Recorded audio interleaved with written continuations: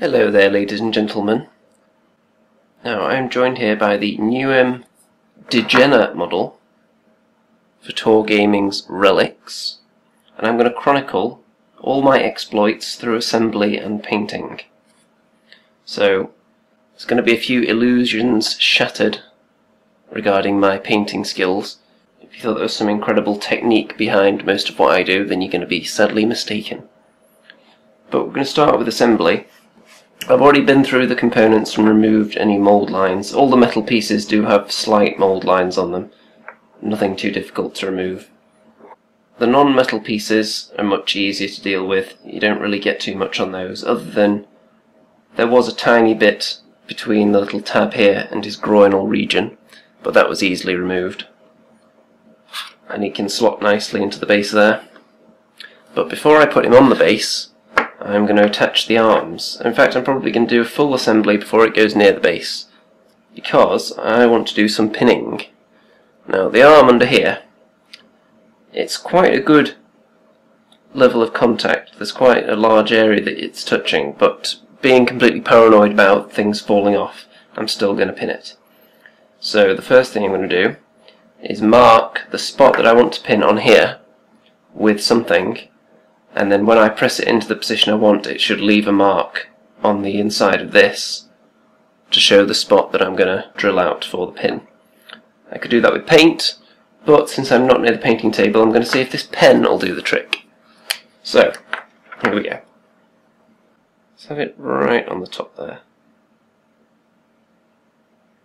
So I've left a nice black smudge there on the top. So when I push it in, it should leave a mark in the correct spot. Let's see. Yes, it has. You can't really see it on the camera, but it is there, just visible. So that's one done. So next I'm going to mark the other arm in the same way. I'm just going to look how I want it to attach first. I like that, I think. Making sure that the bottom of the staff is above the level of his foot, so that it's not going to get stuck on the base. Okay, so you definitely won't be able to see it on the camera, but it's just about left two tiny little marks on the inside, underneath the armpit there. So the next stage is obviously drilling. Now, a sane person would use a pin vise for this, because drilling into metal is quite perilous. But, as you may know, I am not entirely sane. So, going hardcore on you for a minute, I'm going to be pulling out this hobby tool with a tiny 1mm drill bit in the end. And then, when I've drilled out the holes, I'm going to be using this 1mm jewellery wire. I used to use the inside of these paper clips, but apparently these are 0.8mm. And typical small drill bits are 1mm, so it's not going to fit perfectly. And I found since pinning with this stuff, it's been a lot more solid. You can't really jiggle it about at all in the hole. Ooh. So, it's time for some drilling, boys! Now, I'm not going to use it on too fast a setting, because this is such a fine drill bit. I'm going to be very careful and only drill out a little bit at a time, because otherwise it could just break, especially when I'm drilling into the metal components. Well, this particular drill doesn't come with drill bits this small, so just in case it's not really designed to handle them, I play it safe. So I'm going to start with this piece. I'm going to just make sure it's all working correctly first. Yep, it's on quite a low speed setting. I'm just going to make sure I'm going to be drilling into the right spot. And then I'm going to very carefully begin the drilling process. You also want to make sure that when you're drilling into the two pieces that you're drilling in at the correct angle for both of them. Otherwise you're going to run into trouble later on. So here we go. I don't know if you can see the hole, but it's gone in there quite nicely. I've got quite a bit of room to play with. The shoulder pad is quite thick, so I'm going to go in a little bit further. If I were to inadvertently poke through to the other side, then I could easily just green stuff up the tiny hole that was created. so I'm not too concerned about that. That should be sufficient. Just to check, I'm going to stick a little paper clip in there to make sure I've gone in far enough. Yeah, that's plenty. Now I'm going to move over to the other side and do the same thing. Now, as you can see, possibly, I poked through to the other side on that one, but it's not that big of a deal. In fact, you can barely even see the hole now. And then I don't really need to check depth on that one since it's gone right through to the other side. But there you go. Now I'm going to drill one of the metal components, so I have to be even more careful now. Especially with the drill bit and my fingers, because it can just skid off the metal if you're not careful, so I would recommend starting the hole with a pin vise, but I'm too insane for that. I'm actually going to support the drill a little bit on the table here so it's less likely to skid away. Probably also advisable to use some kind of eye protection when you're drilling metal. Checking the depth on that.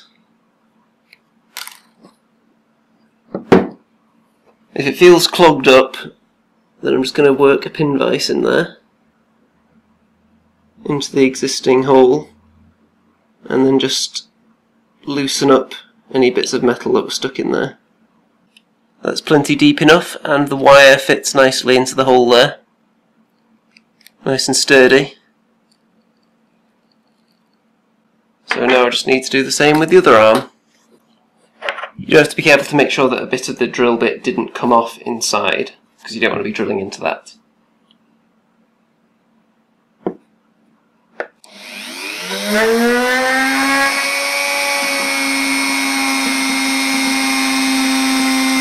Okay, there we go, that should be sufficient depth. You can see it hanging from the wire there. Nice and tight and sturdy. So now I'm going to go and cut off the pieces of pin and stick it together. Okay, so here we have the Degener. So I pinned both the arms in place.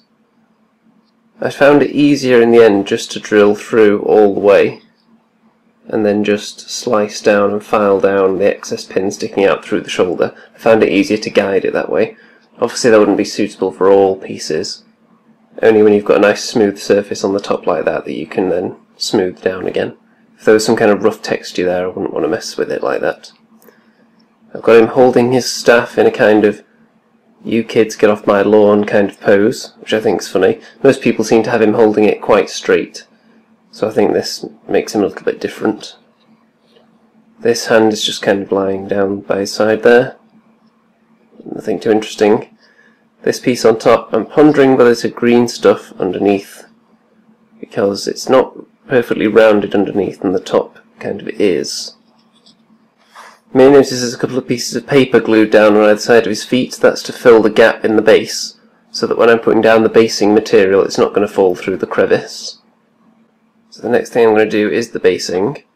So I'll bring him back and show you when that's done.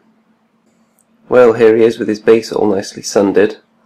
This was done by just a layer of PVA on the base, dipping that in some nice thick sand with some slightly larger little pebbles in there. And then a lot of people would put PVA glue over the top of that again to seal it down. But I ended up with some really runny super glue that I didn't really use for any other purpose, so I just put that over the sand. And that seals it down nicely as well. If you're wondering why he's on a paint pot, that's because he's about to be primed with an airbrush.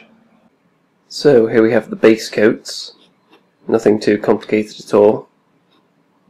As with all my Nuem, I've gone for 3 different metal colours. There's a kind of dark silver, a brass and a gold. You should be able to see all those. And then with this one, because his pimp cane here was looking a little too boring, I decided to add in a 4th metal colour, which is actually the old Citadel tin bits, which I think finishes them off nicely. And since he has got a pimp cane, I thought, why not give him a gold chain as well?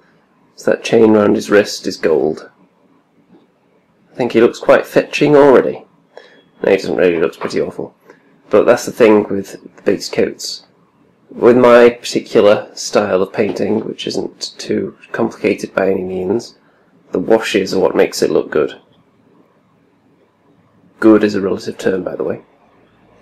But it always looks pretty awful when it's just the base coats, and then as soon as the washes go on, suddenly it's, oh my god, that looks godly by my standards. So you'll see what happens after I've put the washes on him. I expect a vast improvement. As you can see, the eyes are yellow, and for the skin colour on these guys I've gone for a bone colour, which I'm then going to put a flesh wash over the top. So here he is with all the washes applied, and you can see already it's looking much more grim, much darker, much more, dare I say, realistic.